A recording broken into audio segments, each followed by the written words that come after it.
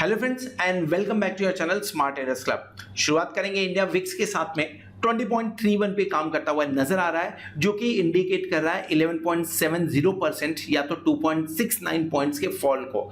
एक दिन पहले अच्छी खासी बढ़त देखने को हमें इंडिया विक्स के अंदर में मिली थी, जो कि निफ्टी और बैंक निफ्टी में रिफ्लेक्ट भी हो रहा था फॉल के साथ में। न्यूज बेस्ड इवेंट था आज के दिन में बेसिकली, या लास्ट ट्रेडिंग सेशन में बोले तो यहां पे इंडिया विक्स के अंदर में फॉल देखने को मिल रहा है और उसका इंपैक्ट निफ्टी और बैंक निफ्टी पे भी देखने को मिल रहा है हमें।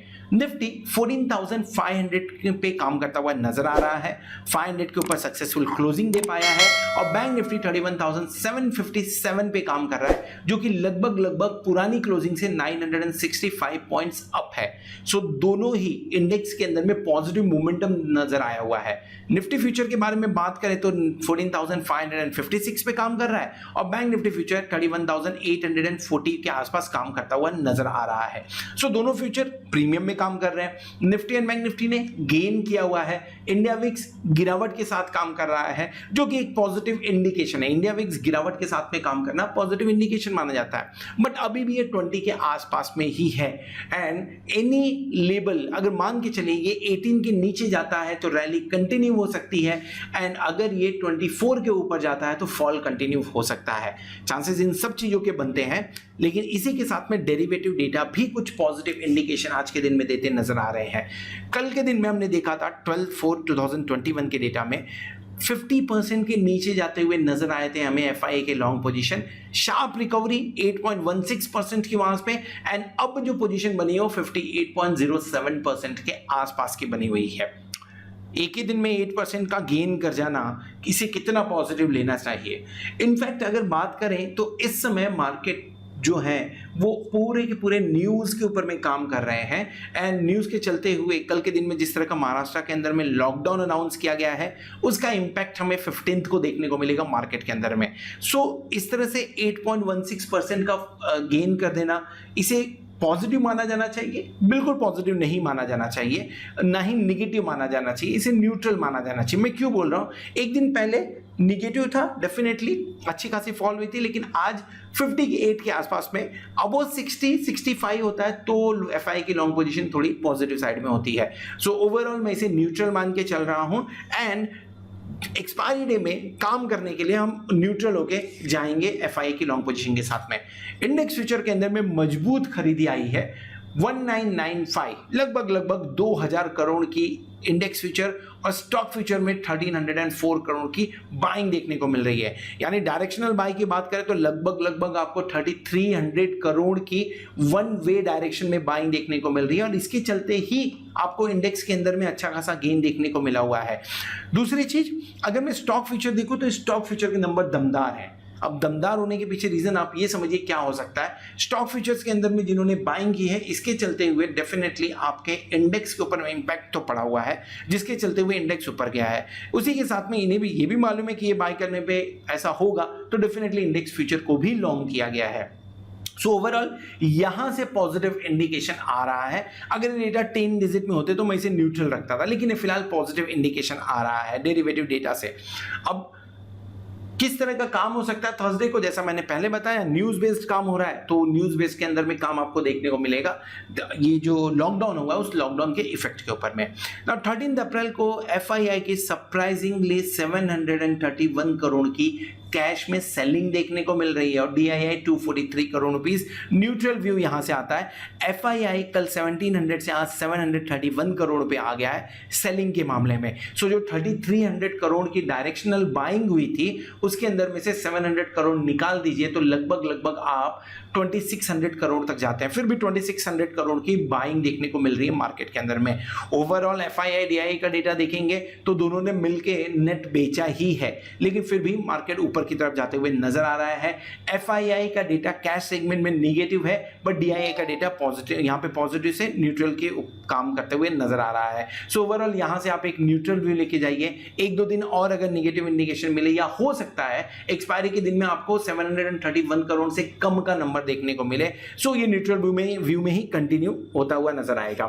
पुट कॉल रेशियो बढ़ के 1.15 पे हो गया, 0.88% था। लास्ट वीडियो में हमने डिस्कस भी किया था कि बहुत ही सही टाइम है जहां से बाउंस बैक हो सकता है, लेकिन जिस तरह से मार्केट कंडीशन है बाउंस बैक का एक्सपेक्टेशन थोड़ा कम रख रहे थे, बट न्यूज अपने आप में फैक्टर इन हो चुका है एंड 1.15 पे जाते हुए नजर आया। तो ओवरऑल कंफर्टेबल लेवल है, लेकिन इस लेवल के ऊपर में फिलहाल मैं नहीं बोलूंगा कि बाय करके जाना चाहिए, ओवरनाइट पोजीशन रखना चाहिए। रीजन बहुत ही सिंपल है, एक दिन और न्यूज के ऊपर में देख लेते हैं क्या काम होते हुए नजर आ रहा है, क्योंकि लॉकडाउन कल ही हुआ है तो उसका इंपैक्ट कल के दिन में जज होने की कोशिश होगी। अगर पॉजिटिव इंपैक्ट आएगा तो डेफिनेटली बाय करना चाहिए, अगर नेगेटिव आएगा तो डेफिनेटली सेल करना चाहिए, लेकिन किन लेवल्स पे करना चाहिए उसके बारे में हम डिस्कस करेंगे हमारे निफ्टी और बैंक निफ्टी के चार्ट के ऊपर में। हमने पोजीशन क्या बनाई थी, actually I was not trading on 13 अप्रैल, मैं ट्रेड नहीं कर रहा था, लेकिन ऐसा लग रहा था कि 31,300 के ऊपर जाते ही बैंक निफ्टी के अंदर में ब्रेकआउट आ सकता है, लेकिन वो सस्टेन नहीं कर रहा था। इसके लिए 31,200 पी बाय करने की बात हमने की थी,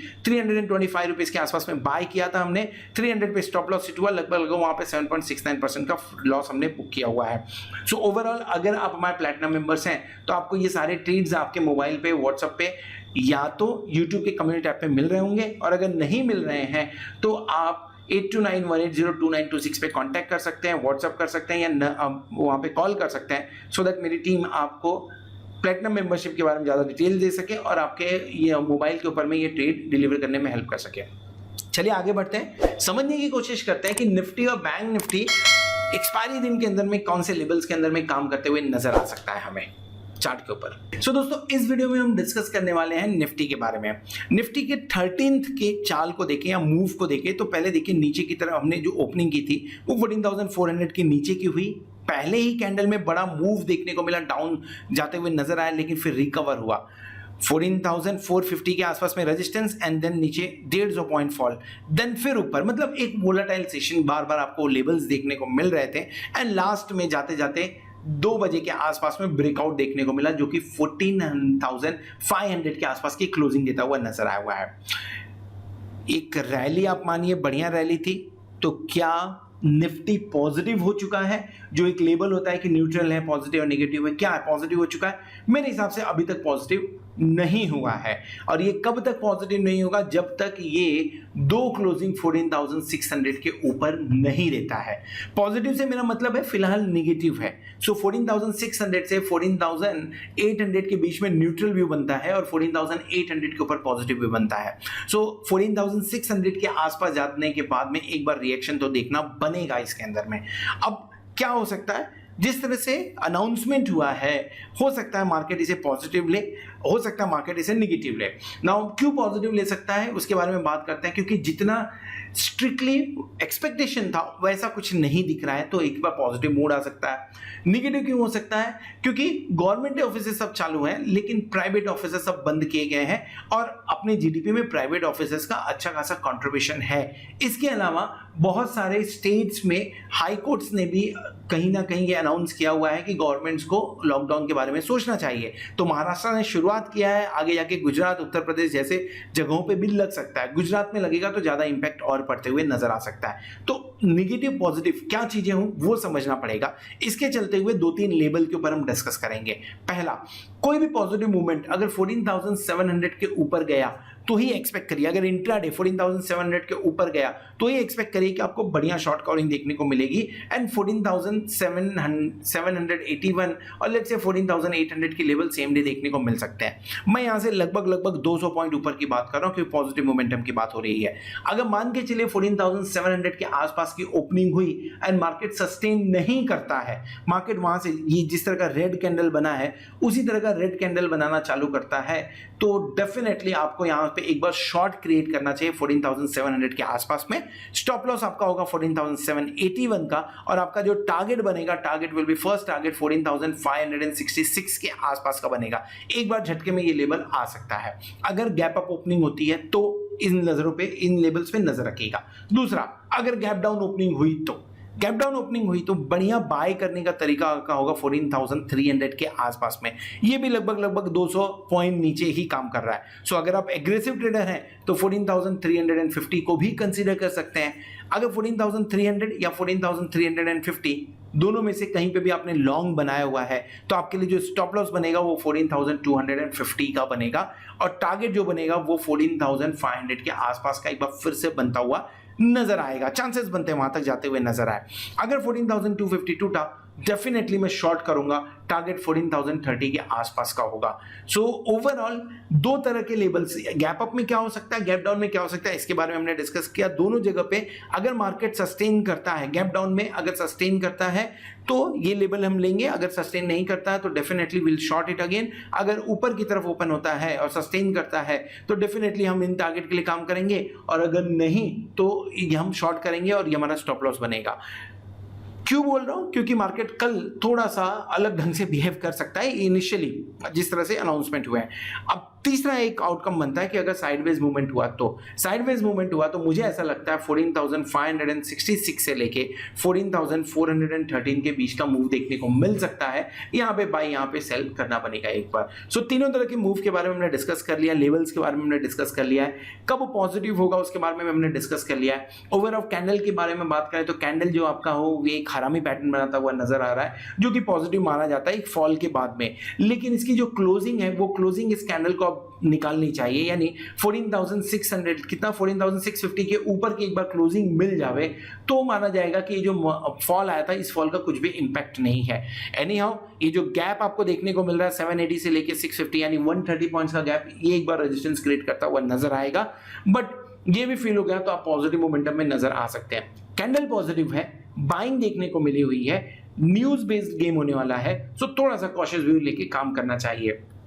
ऑप्शन चेन मैंने क्यों चार्ट के ऊपर मैं आपसे डिस्कस किया और बोला कि अगर गैप अप ओपनिंग हो तो ऐसा करना चाहिए, गैप डाउन ओपनिंग हो तो ऐसा करना चाहिए। रीजन यहां पे मैं आपको क्लियर करता हूं। क्लोजिंग हमारी कहां हुई है 14,500 के आसपास में। So let's mark it first, 14,500 को एट द मनी मार्क करते हैं, फिर बात करते हैं उसके ऊपर में। देखिए पोजीशन लगभग सेम है, 25,500 की एंड 23,800 की, दोनों कॉल एंड पुट के अंदर में लगभग सेम देखने को मिल रहा है। इनफैक्ट जिस तरह की रैली हुई है उसके चलते हुए थोड़े से ट्रैप भी बने हुए हैं जो कि 14,400 इन द मनी में 15,685 लॉट का ओपन इंटरेस्ट देखने को मिल रहा है हमें। सो जो राइटर्स हैं डेफिनेटली एक्सपेक्ट कर रहे होंगे कि प्रीमियम डीके होगा, जो बायर्स हैं उनके लिए प्रीमियम डीके नुकसान करने वाला है। आउट ऑफ द मनी अगर आप देखेंगे तो आउट ऑफ द मनी आपको 15,000 पहले हम देखेंगे, 15,000 पे 68,832 लॉट का ओपन इंटरेस्ट है। 38,000 का ओपन इंटरेस्ट आपको लगभग 14,800 पे देखने को मिल रहा है, एंड देन आफ्टर दैट 41,000 का ओपन इंटरेस्ट 14,700 पे, 28,000 का ओपन इंटरेस्ट 14,600 पे देखने को मिल रहा है। हर एक 100 पॉइंट के ऊपर में आपको ठीक ठाक बढ़िया ओपन इंटरेस्ट देखने को मिल रहा है, एंड यही रीजन था जिसकी वजह से मैं आपको बोल रहा हूं कि 14,700 के ऊपर एक बार जाता है तो पोजीशन हमें लॉन्ग करनी चाहिए। क्यों? क्योंकि आपको अच्छी खासी अनवाइंडिंग देखने को मिल सकती है। 14,700 पहला टेस्ट होना चाहिए, ये पहला टेस्ट, स्ट्रॉन्ग रेजिस्टेंस का टेस्ट, पहला टेस्ट 14,700 होगा। अगर उसके ऊपर टिक गए, उसके ऊपर में क्लोजिंग दे देते हैं, सो फिर आपके लिए 14,900 नेक्स्ट टारगेट बनता हुआ नजर आएगा। सो 14,700 के ऊपर बुलिश व्यू बनाने की कोशिश करेंगे, तब तक साइडवेज की ही बात हो रही है। नाउ पुट साइड के बारे में बात करें तो पुट साइड के अंदर में जो पोजीशन देखने को मिल रही है वो आपको 14,400 पे 28,000 लॉट के ओपन इंटरेस्ट देखने को मिल रही है। 31,000 आपको देखने को मिला 14,200 पे, एंड देन 14,000 पे आपको 42,000 लॉट का ओपन इंटरेस्ट देखने को मिल रहा है। सो 14,200, 14,300, 14,400 बढ़िया सपोर्ट का काम करते हुए नजर आ रहा है, लेकिन ये ऐसे सपोर्ट है जो किसी भी नेगेटिव न्यूज के चलते आराम से टूट सकते हैं क्योंकि पैनिक सेल होता है उस टाइम पे। सो क्या करना चाहिए? 14,200 के नीचे, जैसा मैंने बताया 14,250 के नीचे एक बार बढ़िया सेल देखने को मिल सकता है, नहीं तो वहां तक आपको सपोर्ट देखने को मिलता रहेगा चार्ट के ऊपर में। और किसी भी तरह का लॉन्ग अनवाइंडिंग होने के चांसेस बहुत ही कम है। अब अगर गैप अप ओपनिंग हो जाती है, गैप अप ओपनिंग होती है तो यहां से आपको शॉर्ट कवरिंग देखने को मिलेगी, और अगर गैप डाउन ओपनिंग 14,350 के नीचे की होती है तो एक बार लॉन्ग अनवाइंडिंग देखने को आपको मिल सकता है जो 14,250 टच करेगा। रेंज क्या हो सकता है? न्यूज के चलते थोड़ा सा वोलाटाइल रेंज की बात कर रहा हूं। एक बड़ा रेंज जो आपके सामने देखने को मिलेगा 14,250 से लेके 14,600 के बीच का एक बड़ा रेंज देखने को मिल सकता है। छोटे रेंज की बात करें तो छोटा रेंज 14,300 से लेके 14,450 के बीच में एक बार मिल सकता है, जो कि हमने क्लोजिंग ऊपर की तरफ दी है। अगर मार्केट ऊपर की तरफ मूव करता है तो आपको 14,600 से 14,700 का रेंज एक बार देखने को मिल सकता है। This is all about Nifty. Hope आपको वीडियो पसंद आया रहेगा। वीडियो पसंद आया तो वीडियो को जरूर लाइक करिएगा, दोस्तों के साथ में शेयर करिएगा। At the same time thank you very much for watching this video. Hope आपने चैनल को सब्सक्राइब कर लिया होगा और साथ में प्लैटिनम मेंबरशिप का भी बेनिफिट ले रहे होंगे। होप आने वाला वीक, आने वाली एक्सपायरी आपके लिए जोरदार हो और आप खूब सारा पैसा कमाएं। Good night.